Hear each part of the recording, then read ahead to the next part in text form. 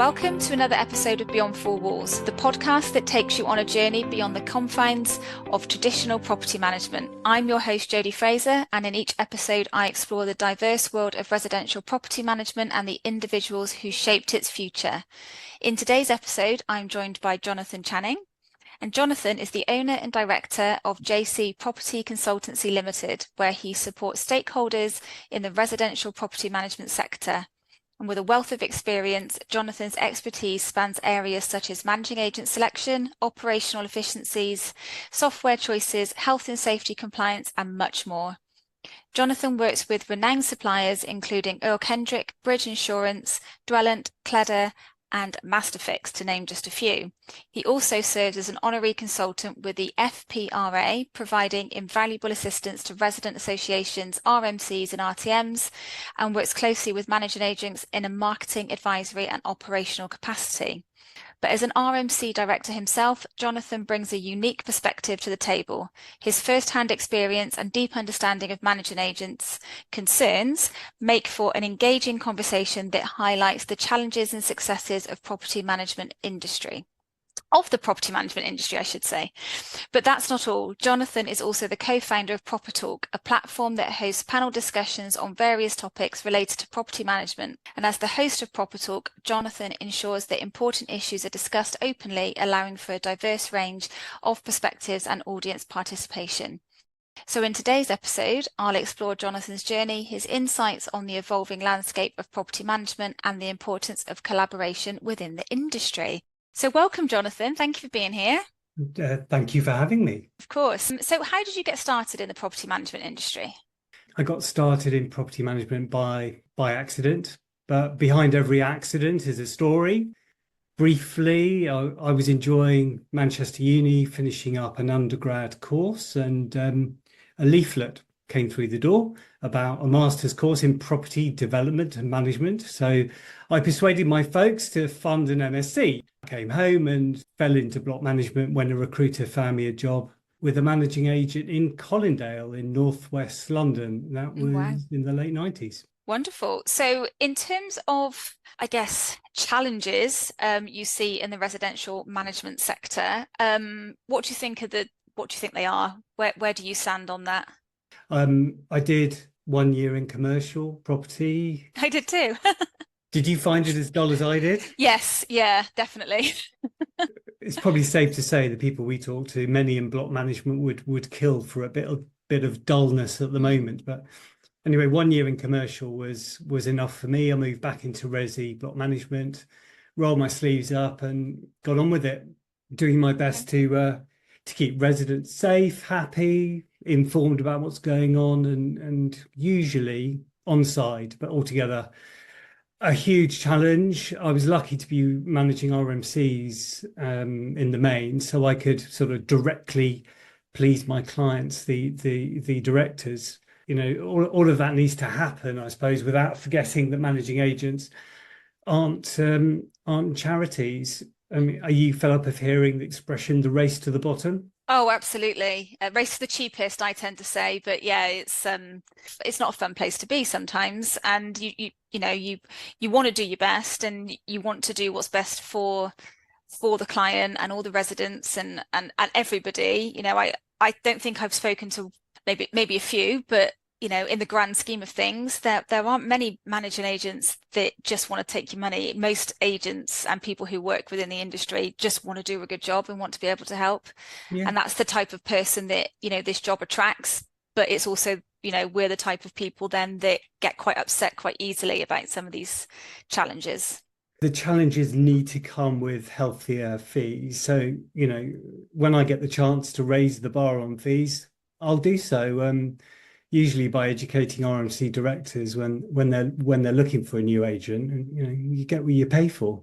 So you know, other key challenges, you know, the obvious one, building safety, that's taking up a huge amount of time and energy. Blocks of flats decarbonising to help the journey to net zero, that's going to be an increasing challenge. You know, the old age problem of finding and keeping good staff, that's still a massive challenge. Absolutely. So I mentioned in your in your intro that you help RMCs and RTMs. So how do you help find them a new managing agent? Explain that to me. Yeah, yeah. I really enjoy doing that actually. They usually find me by word of mouth, and then I ask them 101 questions.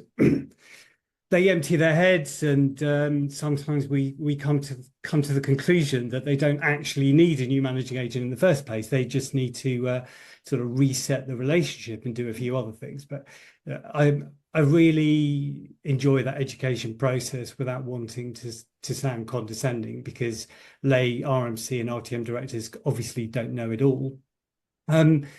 It's really important though that the directors don't think managing agents are a generic commodity, like any service provider. There'll be good fits and not so good fits. There are expensive ones and cheap ones. We talk about this, the race to the cheapest, but in terms of the nuts and bolts of finding a new agent, I suppose, start off with a sort of a detailed, objective comparison of agents through what I would regard as a very challenging tender process. But essentially, I'm a dating agency of sorts, and there's a bit of swiping left and right to get to a couple of agents that I can be confident that will bond with the RMC directors. And I think that chemistry is vital, and you don't really know until the end of the tender process, at the end of the interviews, who's going to win. So explain to me why you advocate for higher fees or higher management fees, because I think there's, I mean, we'll go on to your answer slightly, but in a second, but I think there's a massive misconception around what is a management fee and what is a service charge.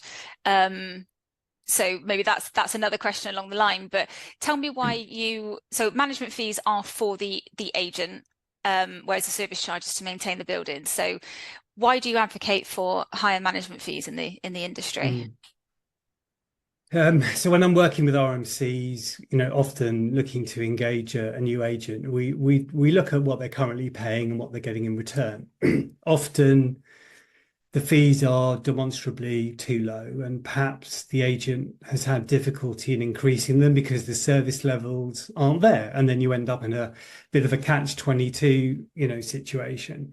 So when we are looking for a new managing agent, we ask questions about the size of the property manager's portfolio, the support that they have at their disposal, and how much of their time that ultimately the RMC directors are buying. We tell the managing agent we value their time, and their fee should reflect that. And usually the directors know how much time they want from the agent. If it's, say, 20% of their time, that's the equivalent of 1 day per week dedicated to their development. Once you know this, the sums are quite easy and the fees kind of set themselves. The more that agents sort of show how their fees are calculated, the more that they can justify charging fairer and ultimately higher fees.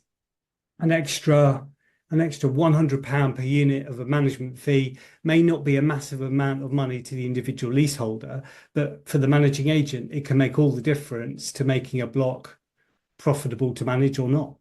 Yeah, absolutely. So as we're talking about fees, how do low management fees act as a bit of a Trojan horse, I guess, for earning other fees?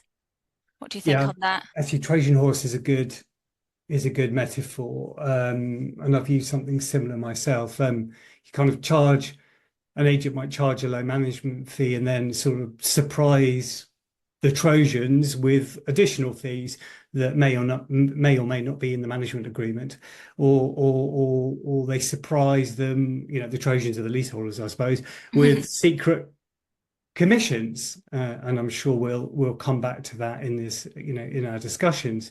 What I would like to see more of is higher core management fees and fewer additional fees, and that's a lot easier for the clients to follow as well.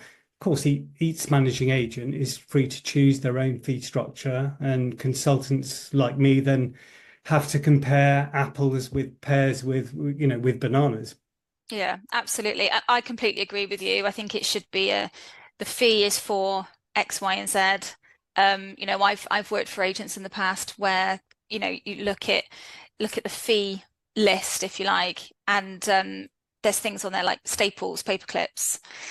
If you have to photocopy something, it's 15 pence a page. And, I know things are expensive, but, the leaseholders are paying for that service already. They're entitled to have this information. Email makes it a lot easier, obviously, in these days. This was a long time ago.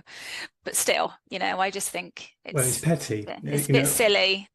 All of that stuff can be encompassed in a higher core management fee. And then there's a lot less admin for the managing agent to do, working out what fees need to be charged for what, and it reduces the number of queries you get from the client. Why are we paying for paper clips?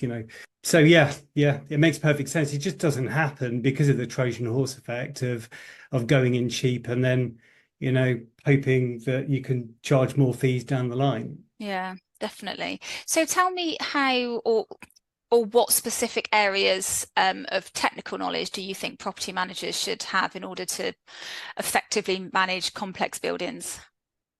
Yeah, and buildings are more and more complex these days, as we know. We see this quite a lot at Earl Kendrick, and it's a double-edged sword. On one hand, you want property managers to rely on building surveyors, seek out these experts and their costs, go through the service charge. But on the other hand, property managers sometimes have difficulty in describing the building fabric or building services problems to their clients, or even to the professional building surveyor or to contractors. So I think the technical knowledge that property managers have is in relation to the building fabric. And that's one area of training I think is sorely missed from a property manager's skill set. Of course, I'm not saying that that all property managers need to be MRICs, but they ought to know more about how a building is put together. And just think about the enjoyment property managers would get from their role if they could look at a building and suck their teeth like builders do, but also know how to resolve the problems that they see, rather than just relying on their suppliers. Absolutely. And I think as well, when you're dealing with the client, you want to be able to advise them accordingly. So what you don't want to do is from the client's perspective, you're looking at you're paying the managing agent to do a job which I think has become increasingly more in depth and is, there's a lot more expected of you now. But then you say, well, actually, I don't know the answer to that. I don't know if you need a re-roof or whether we can just repair this section, or if you're looking at a full 10-year maintenance plan. A property manager who's trying to do everything at all times isn't going to be able to put together a 10-year, in general anyway. I'm not speaking for everyone, but in general, a property manager isn't going to be able to put together a 10-year maintenance plan. So then you have to pull in the surveyor, and then the surveyor will say, well, I can do the plan, but then if you want a specification, that's X, Y, and Z. So the costs just start to escalate. So maybe there's just a middle ground, as you say, with training that we can try and reach. Yes, no, I think the training is really, really important. I think a property manager needs to know what his suppliers are going to do for them, and be able to interpret that information. And honestly, I deal with a lot of property managers. Some absolutely get it, but there are still way too many that don't, and they struggle, and their clients lose confidence in them. Yeah, absolutely. Because, ultimately the managing agent is the point of contact most of the time or the property manager for that managing agent is the point of contact for that client. So you are going to be expected to know the answers. And if you don't, then, it's not great. So what measures do you think then can be taken to address the deficiency in the technical knowledge for agents? There are, so many brilliant suppliers in our industry, and they're willing to educate property managers, and in return, these educators do end up getting, a disproportionate amount of work. Some agents, I really like this, some agents are doing weekly or monthly, sort of training sessions for their staff when a guest speaker comes into the office. It is a great idea. More technical building knowledge should be passed on at these events. Nobody should be afraid to be getting technical. And I mentioned that property managers don't need to be Emirates, but there's nothing to stop property managers becoming, a chartered surveyor. Yes, you need a sponsor. You need to make time for it, but it does happen. Plenty have done it. I would say, do it. Yeah, absolutely. Well, I'm in the process of doing it. So I've been trying to do it for years, and you just run out of time half the time, don't you? It's like, you can't do it all. But how do you then identify and implement, do you think, efficiencies then or operational efficiencies in property management? Yeah, I'm lucky enough to have a nice selection of what I call health checks on managing agents every year.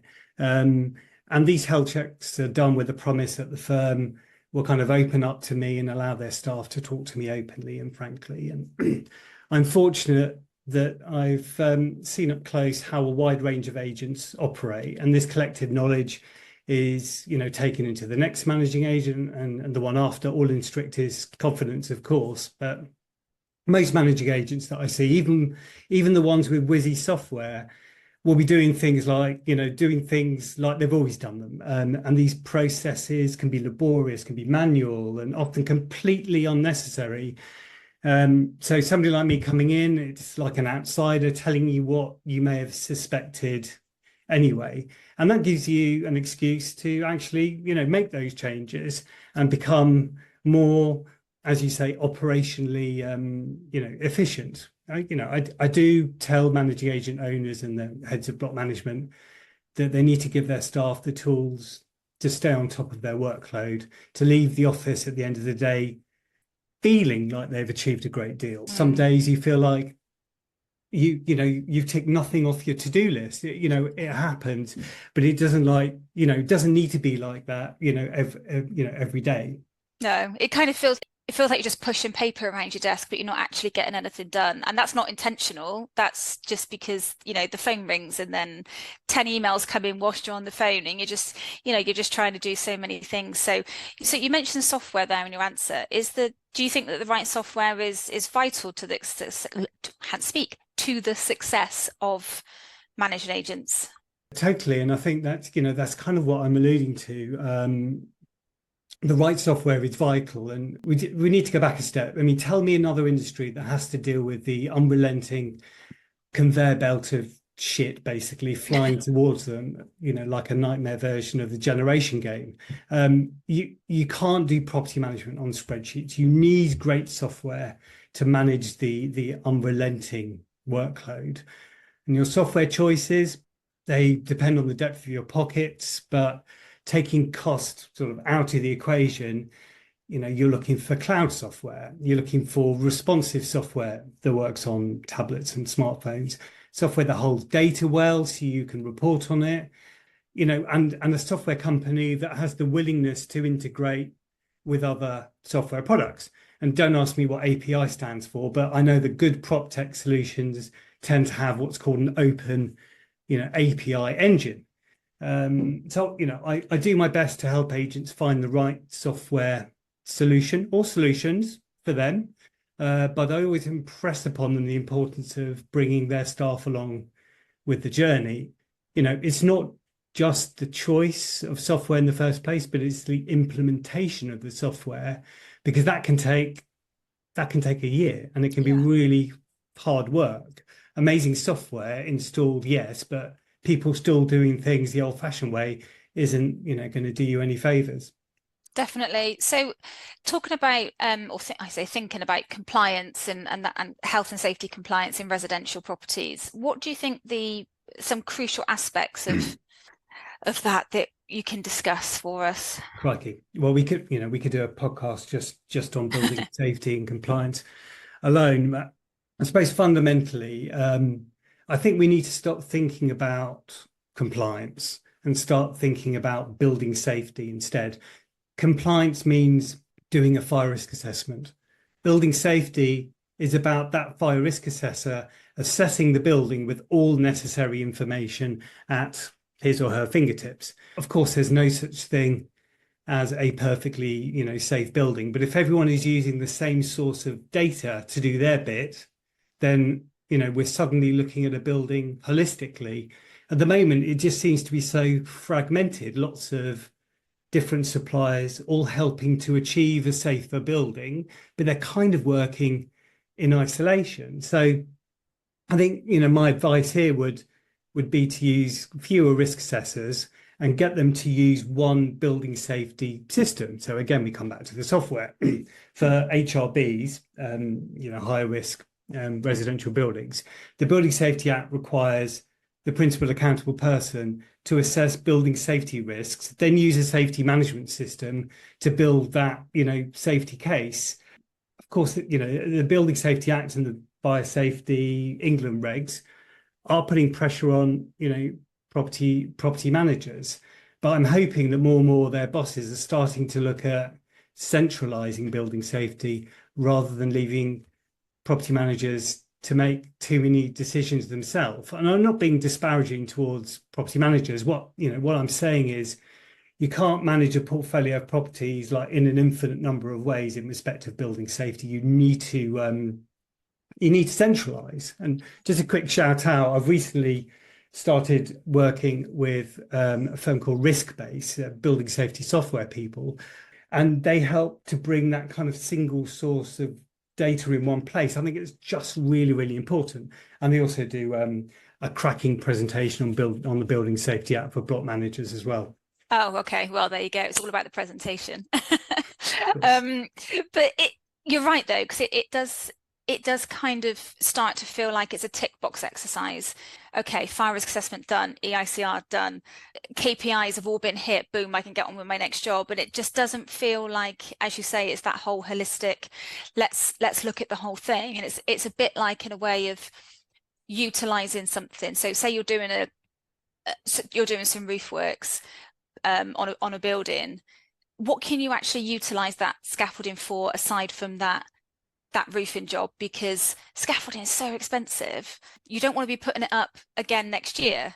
So, it's about the whole aspect of it and the whole approach, isn't it? In my opinion, anyway. Yeah, no, it's a good analogy with the scaffolding. The same happens in building safety. Property managers are tick boxing and they're, ordering assessments that often just don't need to be done or have kind of been done before in a different guise. So it's, it is thinking smarter. It is, reducing the number of people that are busying around your building, helping to keep it safe, for the residents. Yeah, definitely. So when we talk about resident engagement, I spoke about this on a previous podcast about, how the communication and everything is just 100% key of everything we do. So how do you approach resident engagement ultimately in the context of building safety? This is probably the bit I'm most passionate about. And, Dame Hackett did a tremendous job with her review of building safety. Building a Safer Future was its name, and it was published actually just before the first anniversary of Grenfell, so she got the report out pretty quickly. Jane Judith noted that the voices of residents often go unheard, even when safety issues are brought to the attention of building management. So from that, resident engagement strategies were born, and I think they're absolutely, essential. I'm talking to lots of people about resident engagement at the moment. It's not just about, the strategies, it's about the execution of the strategy. So I'm speaking to the likes of Dwellant and Project Arc, Earl Kendrick, Risk-Based, who I just mentioned, Cledor even, several managing agents also want to talk about the right approach to it. And I've even had a chat with the building safety regulator who have now, I think got it, but a year or so ago, I don't think they understood enough about, the private sector, multi-occupancy buildings. They didn't get it, but I think they do now. The key for me to resident engagement when it comes to building safety is little and often. I actually used this example the other day. I said to a property manager, don't give your resident section 91 of Part 4, the Building Safety Act to read. Give them an infographic, or better still, invite them on a walk around of their block and point out that, the escape signage, or, the heat detectors, the AOVs, and of course, the fire doors, and think of it, like a show and tell. And if you're lucky enough to have on-site staff, then get whoever's writing your strategy to go to site, meet the staff, Great work idea. out how you can engage with them. They can then engage with the residents. Absolutely great idea. I actually did it.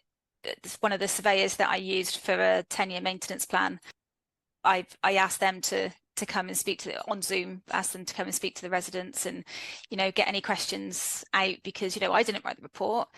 I instructed it, but I didn't write it.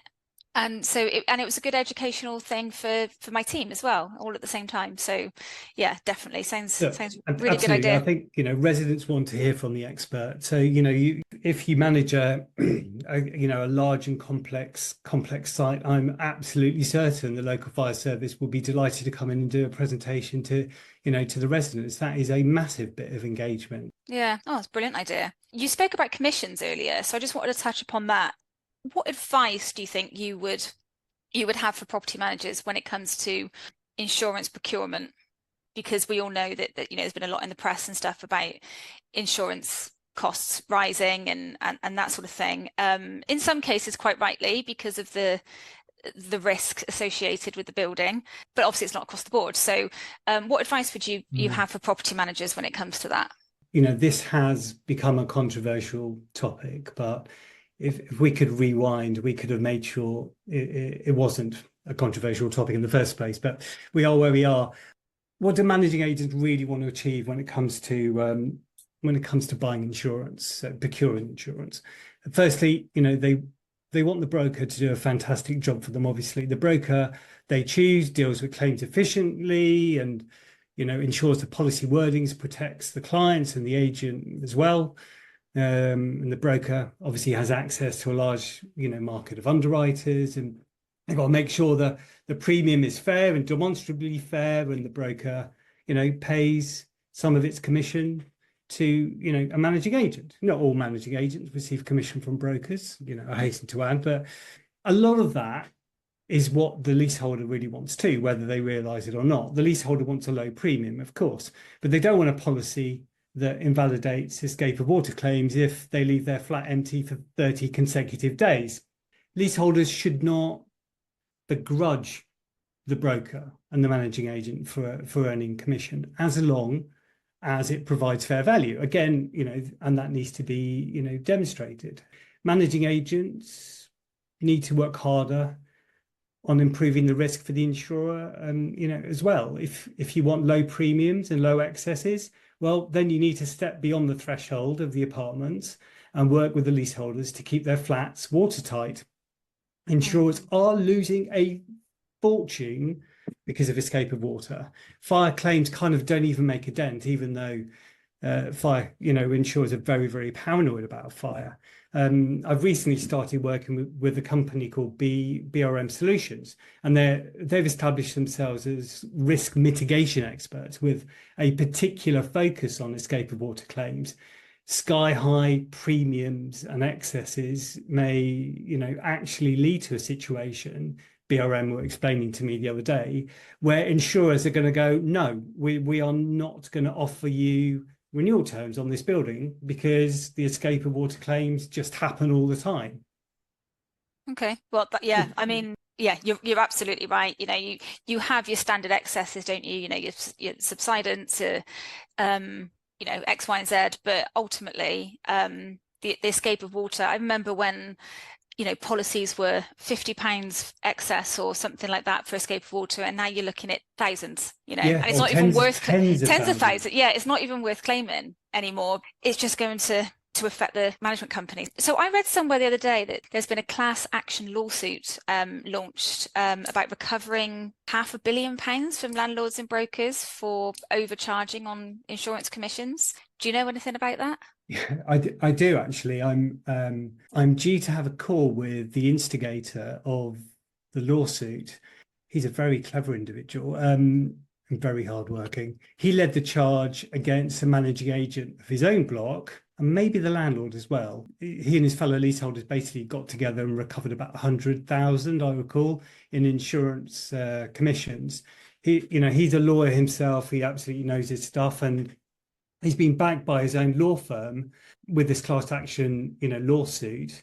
He's worked out, about 500 million. I think the figure's 480 million in so-called secret commissions that he's saying should be in the leaseholders' pockets, not the landlords or the managing agents' pockets. It really is a big deal. And I guess that is the main problem why this is all in the press, isn't it? Because insurance commissions, and not just the press, Michael Gove instigated it and everything, but insurance commissions, and I know of agents who have made it so high that it's obviously then increased the premium in order to get the higher commissions. It then affects the smaller agents so much more, because ultimately we're getting what is normal, if you like. I say that in inverted commas.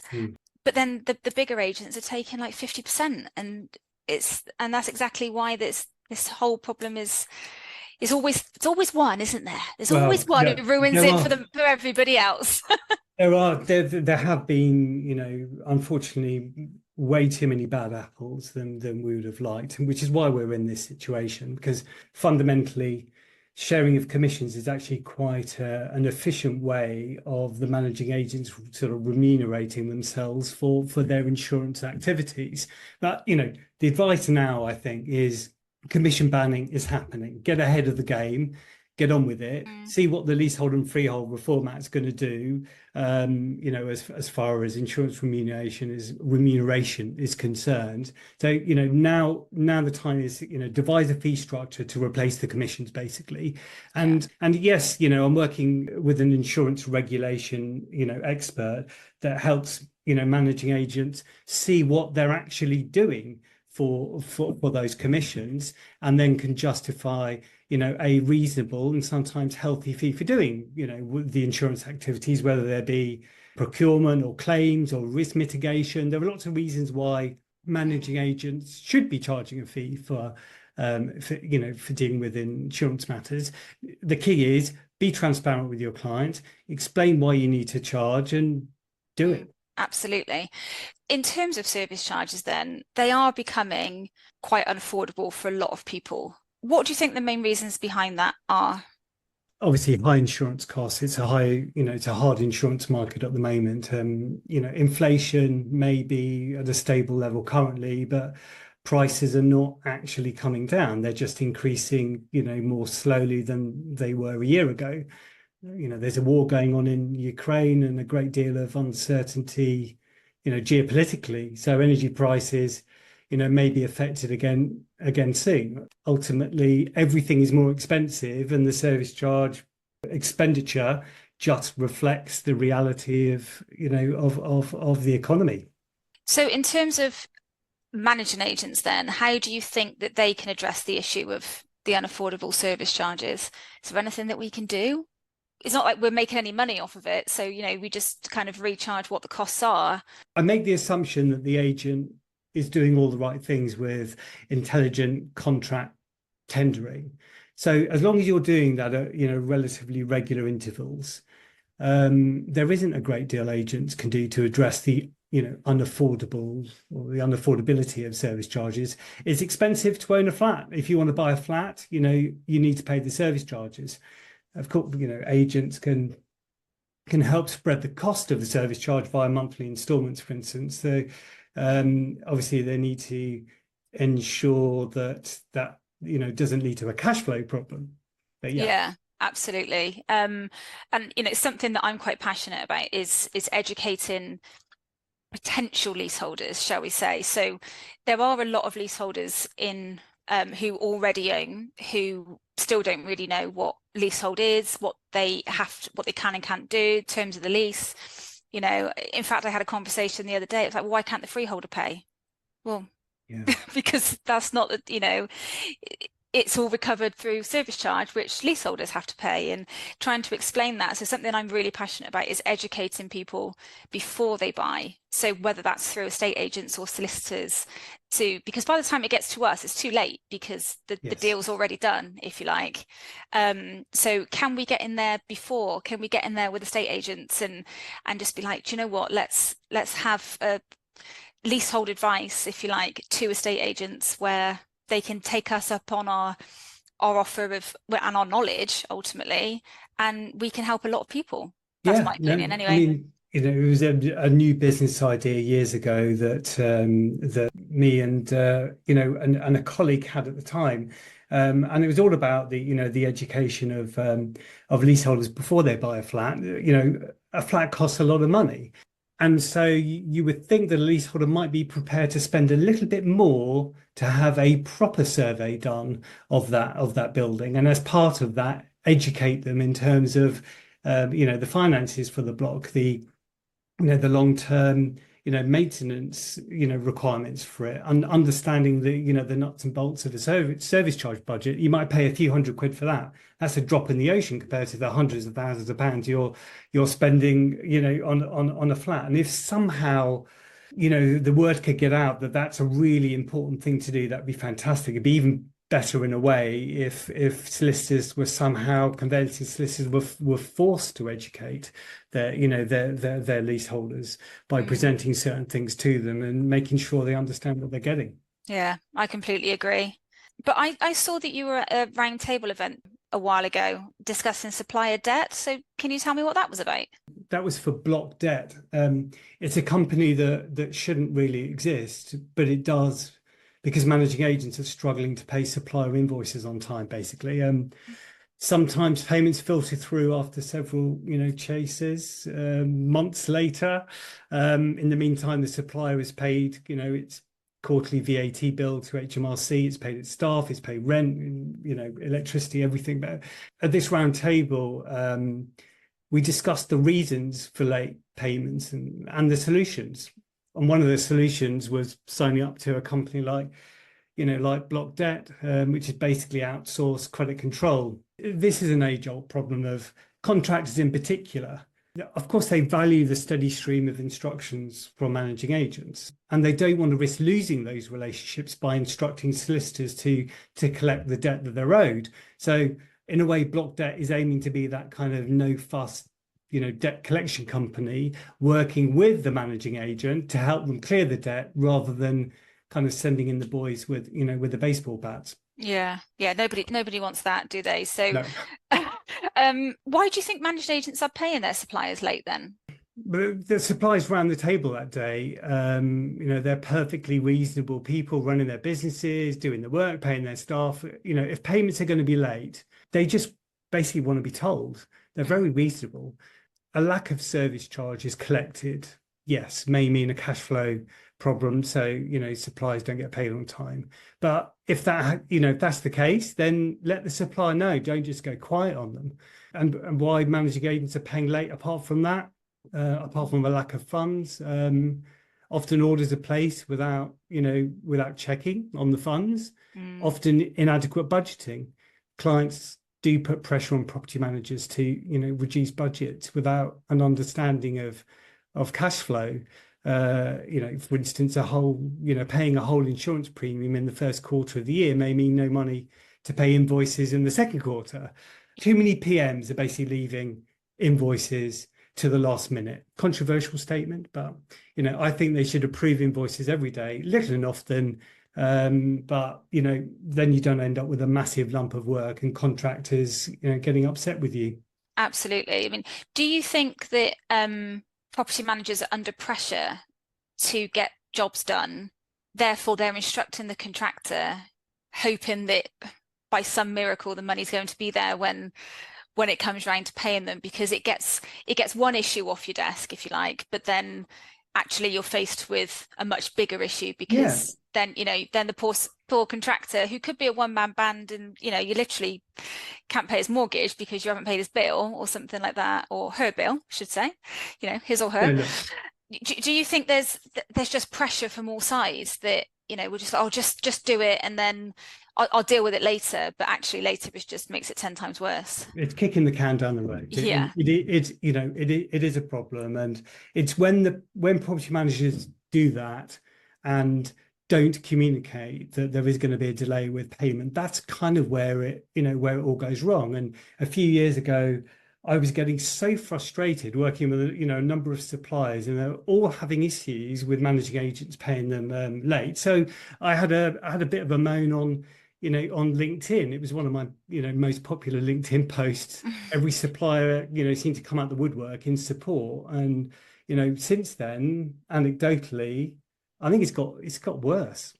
It's just a struggle for everyone, I think. And ultimately, as I said earlier, property managers are just trying to do a good job for their clients. So yeah, I've instructed that, we can get that done, and it's the poor contractor who suffers at the end of the day. And you're nothing without your contractors. If you can't get stuff done, you need them. So Yeah, as you say, if it's like, look, we really need to get this job done, it's been on the cards for X amount of time, is it something you can do but wait a month for payment? Is that all right? It's not ideal, but at least if you're up front from the start, then the contractor can say yes or no then, can't they? It's all very, very legitimate. So in terms of business development, what do you think property management businesses, or how can they enhance their business development activities, do you think? Well, yeah, you can spend a fortune on business development managers, or you can start off by getting back to basics. And, first and foremost, do a good job. Word spreads, impress everyone you come into contact with, even if they're just a tenant. Don't rely on your memory to get things done.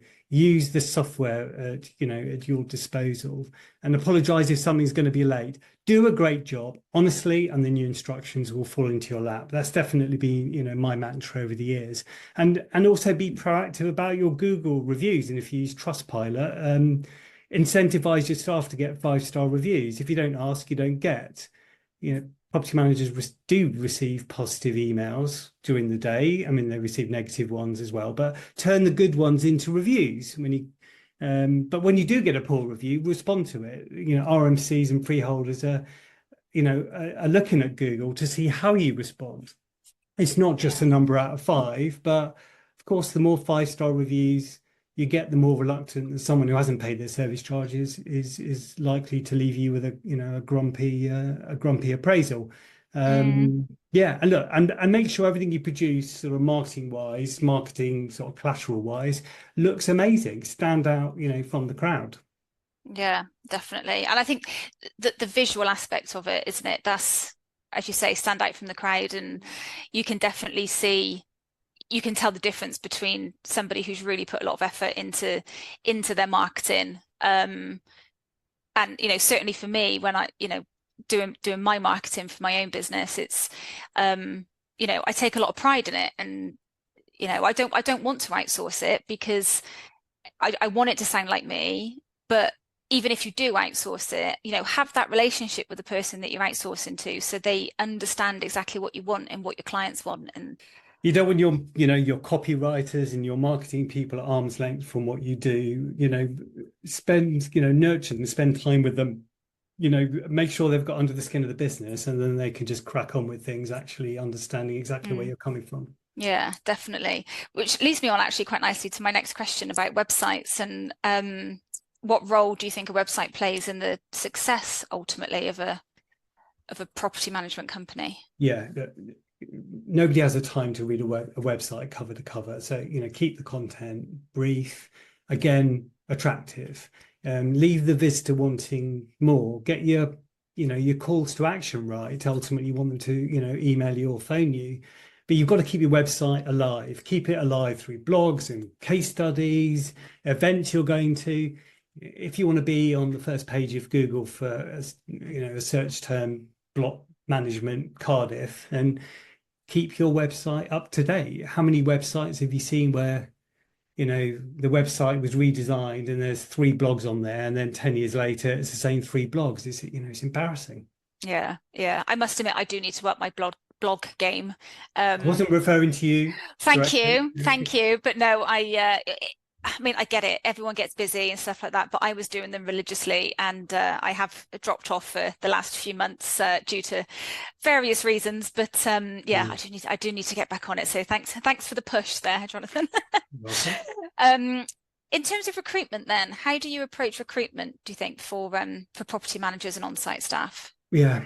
It's a tough one. I work with some talented companies, BBL for office-based staff and Cledor for site-based personnel. But again, it's a matchmaking thing. Managing agents are under pressure to make quick decisions on recruits. They need a bum on a seat, but they also need to make sure the chemistry is there first. More than ever, interviews are two-way. Good property managers will have their choice of good companies, and that's probably why I enjoy coaching property managers for new roles. As an ex-head of block management myself, I know what I want to hear from candidates at interview. Yeah, that's interesting. So in terms of career development, then, have you got any advice for the industry? I love talking to people, particularly, younger people in this sector just starting out. And I say that, the best advice, I give them is keep talking to old fogies like me. It can be incredibly rewarding if they make the right career decisions based on a few conversations. And, sometimes, unfortunately, there is no substitute for trial and error.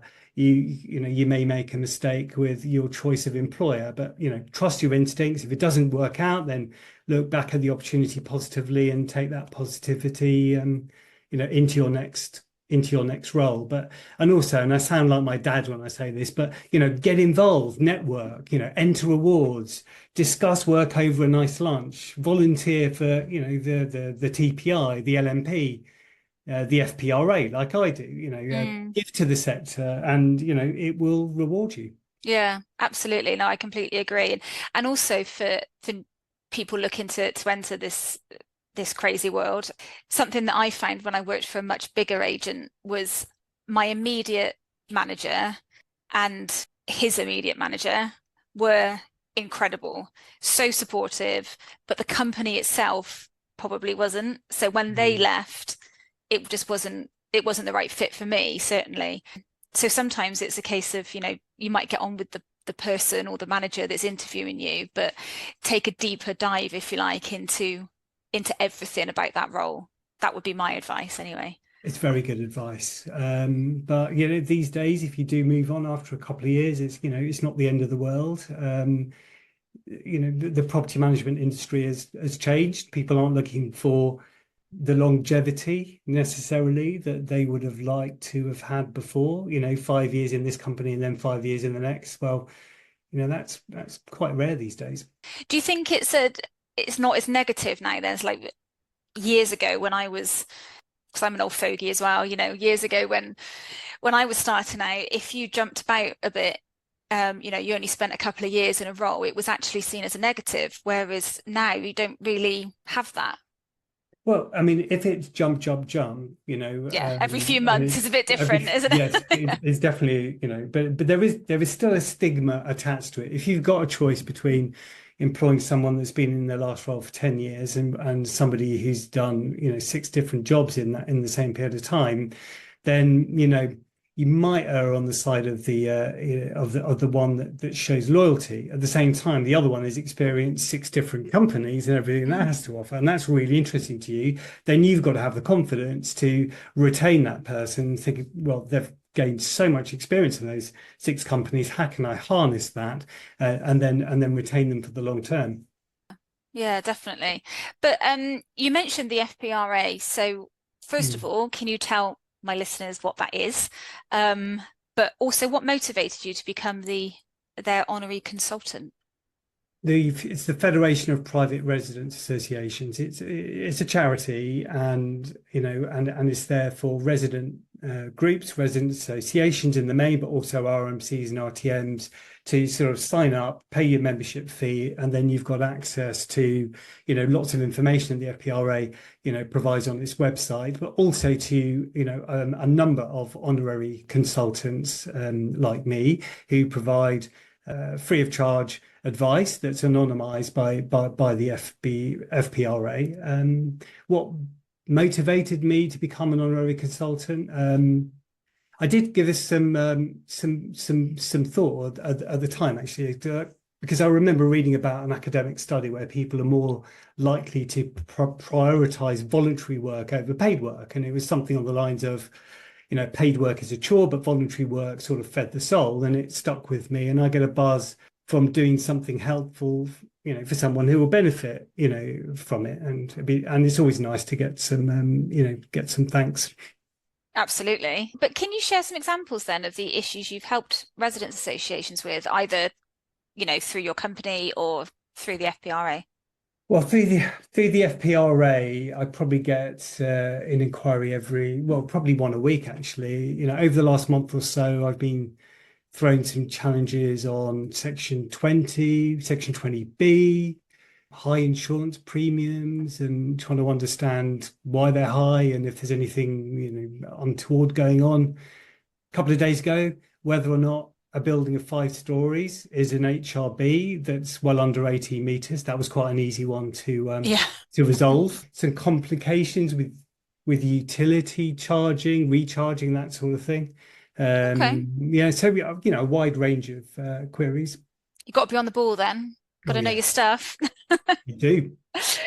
So you're an RMC director yourself, so resident management company. What are your responsibilities, and how do you find that with the, balancing that with your consultancy? It's the same for any busy person. You make the time.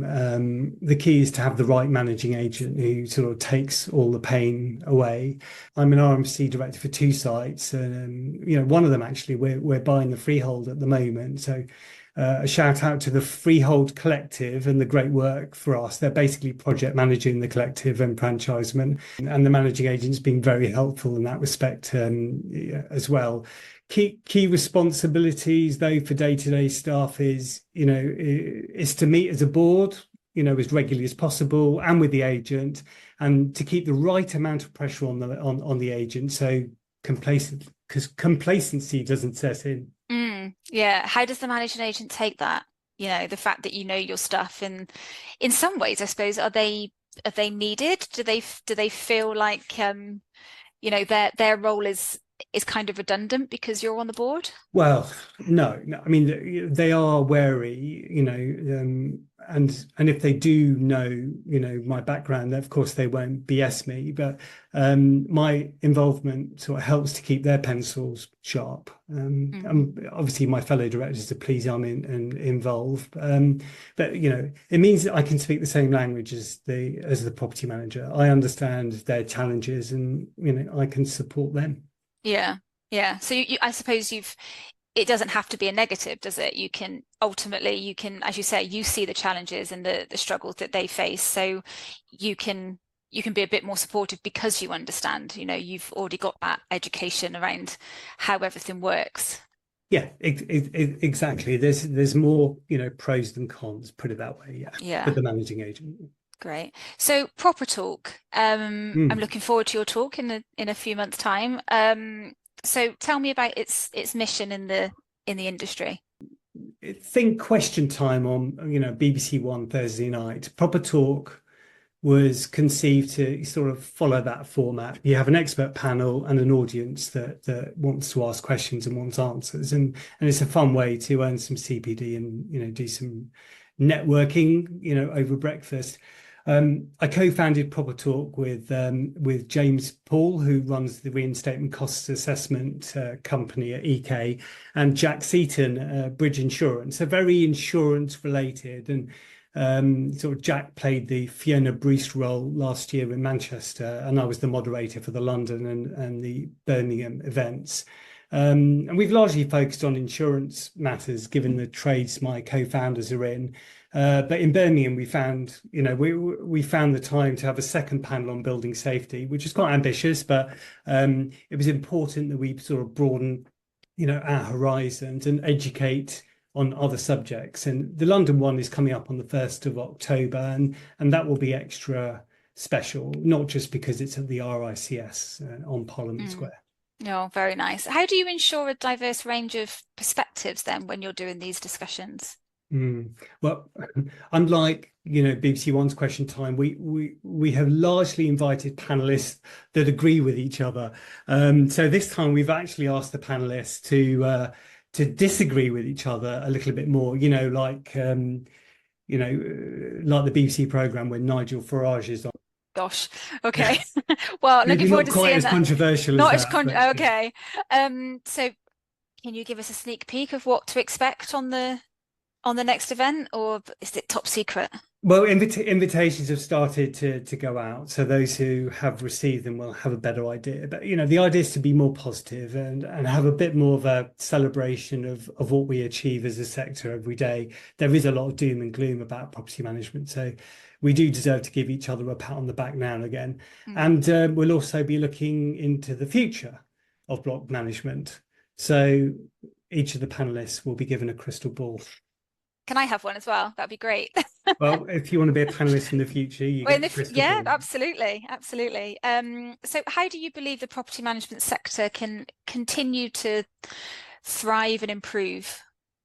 Briefly, fresh blood. I think, fresh blood is needed. New people, new ideas. We also need to make sure we, retain good people and they don't bounce off. The conveyor belt of stuff that I mentioned earlier can and sort of does drive people away from the sector. It does need regulation. Will it happen in this parliament? I hope so. And in the meantime, the TPI will continue to do more than just fill the void. I would have thought. There is no shortage of blocks of flats, and the government will do its darndest to build enough of the right types of homes. We hope affordable Okay. ones during this coming 5-year term, and many of those homes will be apartments, and others will be houses on sprawling estates, and they all need management. And I just hope they don't build on the countryside and the green belt. Yeah, that would be great. So while we're talking about that, why is that subject so close to your heart? The green belt. Yeah. I co-founded a campaign group called Keep Chiswell Green to stop residential developments being built on the metropolitan green belt in our village. The fields behind where we live are full of flora and fauna, and we kind of want it to stay that way, I suppose. And to cut a very long story short, our campaign group was successful in making the city council see sense, and they determined that two massive housing developments on Greenbelt should not proceed. It went to appeal. Then Michael Gove decided to make the final decision himself, which he did, allowing both to go ahead, to our utter amazement. And his decision opens up the floodgates to other speculative developers also wanting to build on open countryside. But we haven't given up, and we're taking the case to the High Court. Oh gosh. Well, good luck with that. But that, is that going to be expensive, do you think? Well, we already know it's expensive. We need to raise 60,000, mainly for barristers, and we're actually not too far off. I'm not involved as I was a few years ago, so hats off to my fellow villagers who have put all sorts of events on to raise money. Oh, that's good news. Good news. Well, not good news about the High Court, obviously, but do keep going. But try and keep it. We don't want that.